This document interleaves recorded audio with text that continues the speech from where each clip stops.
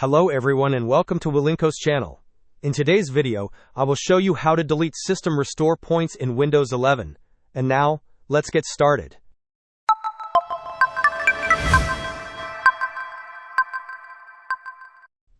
To begin, open the Windows search bar and type Disk Cleanup.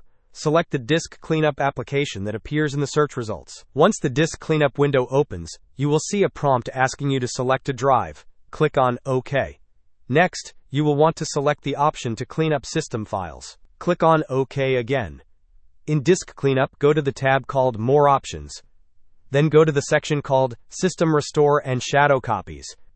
Click on Clean Up, and when the confirmation appears, select Delete Files to confirm and remove the system restore points. Hope this was helpful? Don't forget to like and subscribe if you enjoyed. As always, thanks for watching, and I will see you in the next video.